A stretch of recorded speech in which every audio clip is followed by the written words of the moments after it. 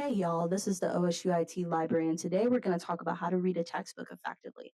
And I know, you're like, OSUIT Library, I was not born yesterday, you silly goose. I know how to read.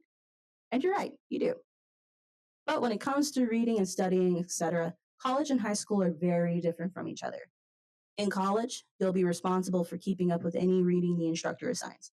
You might discuss it in class, they may remind you about the readings like through email or campus announcements.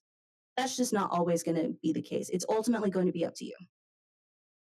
So reading, that's cool. I know how to do that. Duh. I'll just skim it once or twice, or if I'm feeling very sassy, I'll read the book cover to cover. We'll just call it a day, right? Well, the short answer is sort of, you're not wrong. It is a book with pages and a cover. But the long and full answer is, yeah, but you're not going to remember much about it. And that's just because reading textbooks and reading regular books have very different purposes. So here's what I mean by that. A regular book normally is what you choose to read or you have some interest in, regardless of it's fiction or nonfiction, if you're wanting to read something for fun or it's something you actually want to learn about. It's normally a personal choice. You don't normally have like a set deadline, though if you're me, you might keep a book for too long and the library wants it back. And you'll normally read the chapters in order. Textbooks serve a totally different purpose. Reading from a textbook, number one, is normally a requirement. Being interested in it helps, but if you're not, you still have to read it. And you're reading to be informed or to learn. They're basically going to cram that textbook with every single possible thing you possibly need to know about a topic. Whereas with like a regular book, they'll kind of not necessarily pick and choose, but it's for a more general audience. And then completing the reading normally has a deadline attached to it. So even if the reading itself doesn't, your quizzes, your assignments, your tests and such, those normally do. What you're reading will either help you with, or it may even be based on the reading. And then finally, you won't always read the chapters in order. Remember how I said that they cram every single thing in that textbook you could possibly need to know? So sometimes the instructor may start with a later chapter, then go to an earlier one, or they just may even skip over a chapter entirely, as it may not be information you need just yet, or they may choose some other type of source or copy of another chapter from a different book to kind of help you understand it better. There are a couple of ways to read textbooks. I'm just going to show you one method today called SQ4R, and this is an acronym. We love those here. For survey, question, read, respond, record, and review. And I'll go over each step in the next few slides. So the first is survey, and it's kind of like you're getting a preview or the lay of the land, if you will. You'll read the introduction and the summary, so think like first to last paragraph of the chapter. You'll read the headings and the subheadings. As a hint, this is good to help outline your notes with. Any type of like lists, bulleted or numbered, anything bolded or italicized, so think like keywords or vocabulary words you might need to know about a certain topic. And then just any tables or images, you'll just take a look at those as well. If you cannot complete any of the other steps, or if your time is super limited, this is the step I would recommend you do not skip. This way, you'll at least get an idea of what your instructor will be talking about in class. So next, we move on to question. And that just means creating questions to answer while reading. This can help you focus on what you're reading since you're having to find the answer to something. If you're not sure or don't even know where to begin, look at the headings or subheadings of the chapter, and you can turn those into questions. Or, if all else fails, if there are chapter questions at the end, just use those.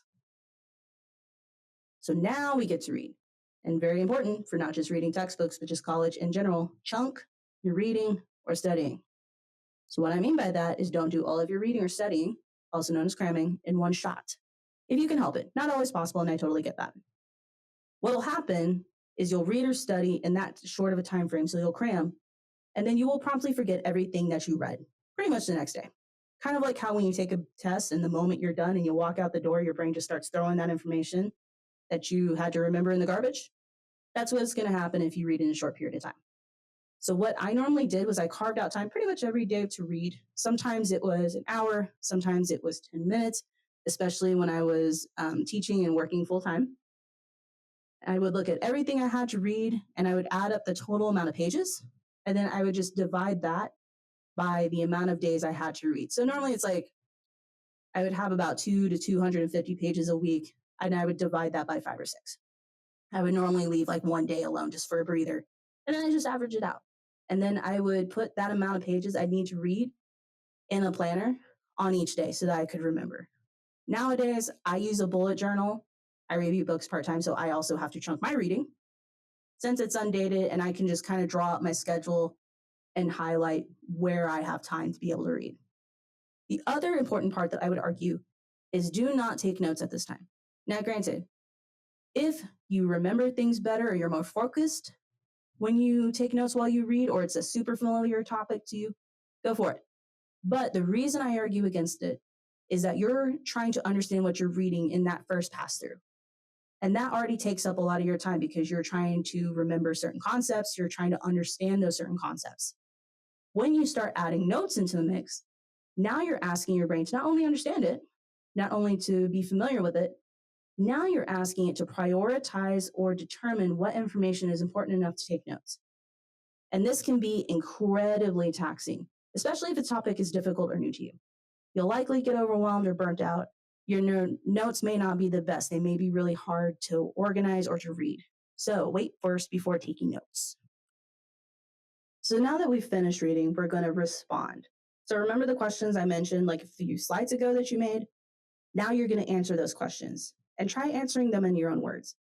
If you've got it, great.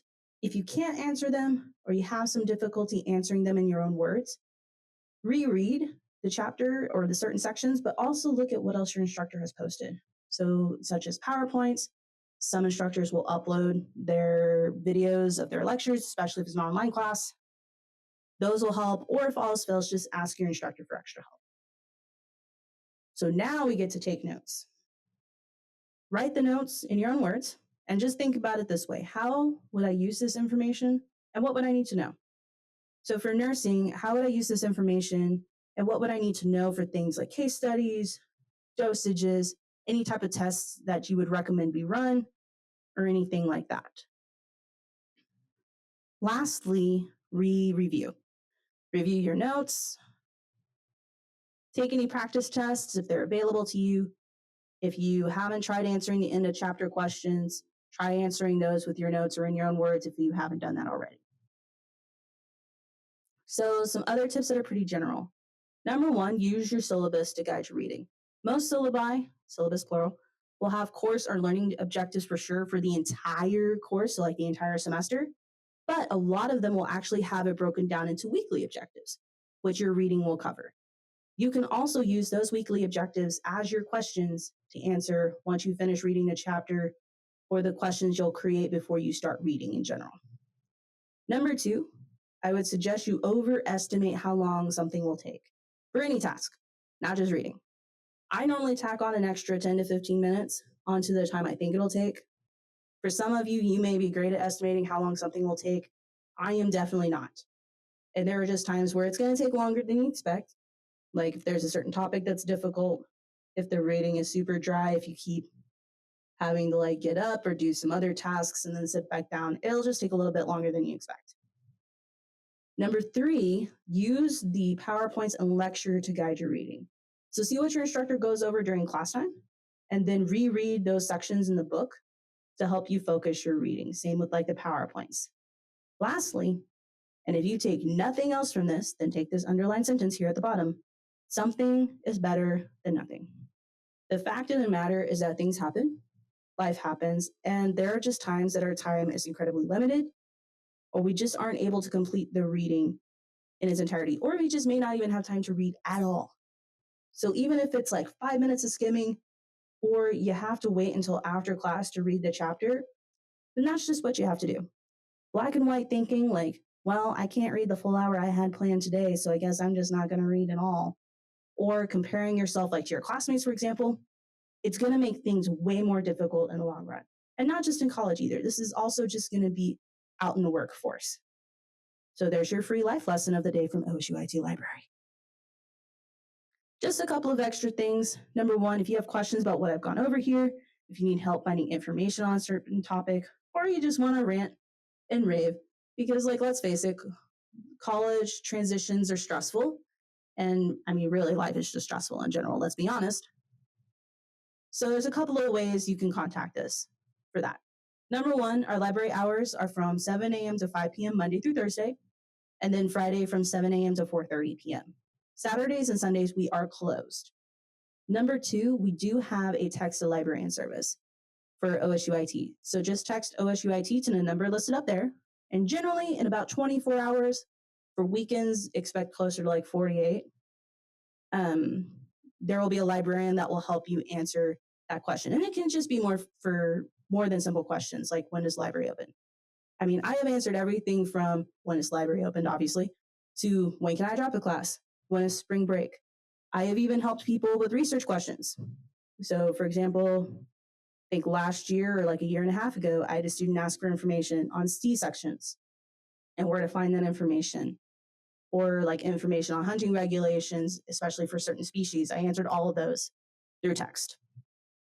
So just know that that is an option, especially if maybe you're like not comfortable asking us face to face. Just know that that's there for you to use. I also have our email address listed below in the description box along with our phone number. Again, same rules apply. Expect 24 hours for a response or closer to 48 on the weekends. If you call us and leave a message and we're closed, just don't expect to hear again from us until like the next day that we're open. So that's it from us today. If you have any questions or comments, you are welcome to email us or text us, like I said, or you can leave a comment below.